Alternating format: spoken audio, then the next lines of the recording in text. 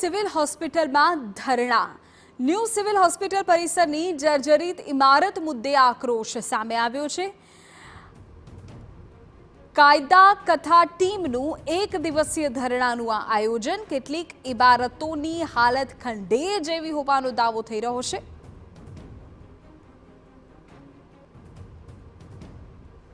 કેટલીક ઇમારતો જે છે તે જાણે પડું પડું હોય એ પ્રકારનો દાવો ત્યાં થઈ રહ્યો છે। 60 દિવસમાં ઇમારત ખાલી કરવાનો વાયદો આપ્યો હતો। તંત્ર યોગ્ય પગલાં ન લે તો આગામી દિવસોમાં હાઈકોર્ટમાં જવાની ચેતવણી પણ આ લોકો આપી રહ્યા છે।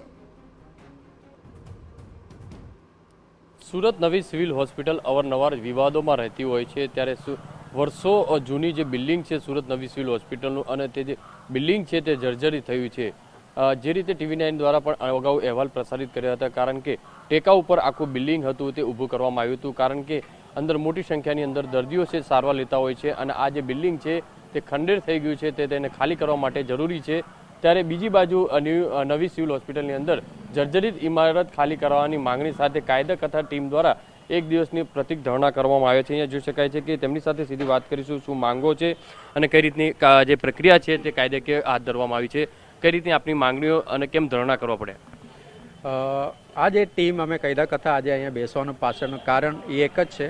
9 વર્ષથી આ બિલ્ડિંગ જર્જરિત જાહેર થઈ ગયેલું છે, અને છતાં 9 વર્ષથી એનું સારવાર ચાલે છે। એની અંદર જે સેંકડો લોકોને સારવાર આપે છે એમાં ઘણા બધા પેશન્ટને ઉપરથી પોપડા પડે છે, RCCના ટુકડા પડે છે, એને સારવાર અલગથી આપવું પડે છે। તો આ હાલત સુધી આ બિલ્ડિંગનું સ્ટેટસ અત્યારે છે, છતાં આ બિલ્ડિંગ ખાલી કરવા માટેની કોઈ તાજવીજ ચાલતું નથી। કાયદા કથા ટીમ દ્વારા છેલ્લા 3 મહિનાથી એની પાછળ છે। આ લોકોની આવેદનપત્ર આપ્યા છે, લીગલ નોટિસ પાઠવા છે, મુખ્યમંત્રીથી લઈને કલેક્ટરથી લઈને સિવિલ હોસ્પિટલના તમામ અધિકારીઓ, PIU ડિપાર્ટમેન્ટ તમામને અમે નોટિસ આપ્યા છે, છતાં આ 60 દિવસની અંદર ખાલી કરવાનો જે વાયદો હતો એ વાયદો પૂરો થયો નથી।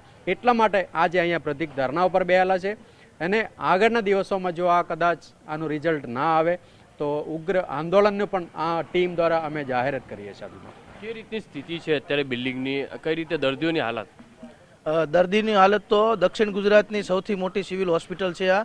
જો આ દર્દીઓને ખબર નથી કે અમે અહીંયા સારવાર લેવા માટે અહીંયા આવીએ છીએ, પરંતુ જો કાલે પડી જાય તો આ સારવાર લેવા માટે આ સરકાર 4 લાખ રૂપિયા આપી અને સાંત્વના આપશે પરિવારને કે અમે અમને મદદ કરીએ છીએ અને લીગલ નોટિસથી, મતલબ કે સરકારના ડિપાર્ટમેન્ટના અધિકારીને આરોપી બનાવશું, આવી મીડિયાના માધ્યમથી વાતો થાય છે સરકારની, પરંતુ આ નક્કર પગલાં લેવાતા નથી। પરંતુ આ અમે એક દિવસ પ્રતિક ધરણા બેઠા છીએ।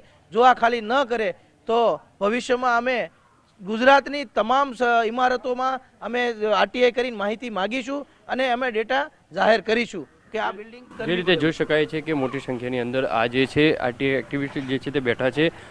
શું કહેશો, કઈ રીતની સ્થિતિ છે, શું માંગણીઓ?